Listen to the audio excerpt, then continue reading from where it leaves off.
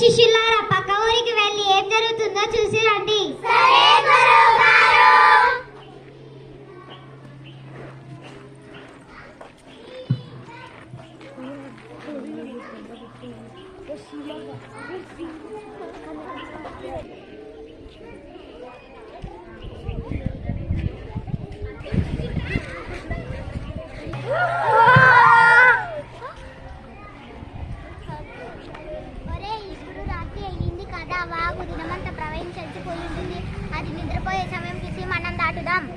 మరి వాగు నిద్రపోతుందో లేదో ఎట్లా తెలుస్తుందిరా?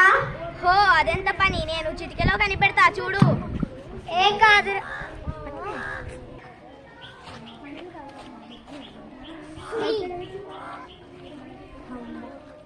వాగుకు ఏం పని మిగిలిందో ఏమో, నిద్రపోలేదు. నేను వాతలు పెట్టానని వాగుకు కోపం వచ్చి నా మీద పగబడుతుందో ఏమో. ఏం కాదురా, మన గురువు ఉన్నాక మనకేం భయం. ఒరే వాగు నిద్రపోతుందో లేదో చూసి వస్తాను. ఒరే వాగు నిద్రపోతుందిరా. ఎట్లా కనిపెట్టావురా? అదే కట్టను పట్టుకొని నీటి అచ్చులో అటు ఇటు తింపి ఒకసారి నీటిలో ముంచాను. వాగు కిక్కురుమనలేదు అంటే వాగు నిద్రపోయినట్టే కదా. మరి మన అలిగింటికి వాగుకు తెలివి వస్తే? ఒరే మనం వాగు దగ్గరికి వెళ్దాం పదండి. అమ్మో వాగులో మునిగిపోతామేమో.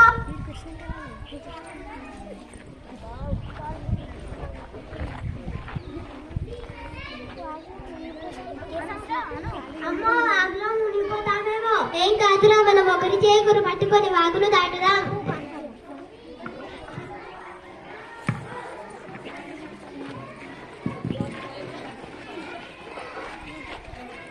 మనం వాగు దాటామా? ఒరే మీరంతా వరుసలో నిలబడండి, నేను లెక్క పెడతా. 1 2 3 4 5 6 7 8 9 10. 11 మంది ఉన్నాం. ఒకరిని వాగు పగబట్టి ముంగేసింది రోయ్. ఏది నేను లెక్క పెట్టా చూడు. 1 2 3 4 5 6 7 8 10 11 నిజంగా 11 మంది ఉన్నారు.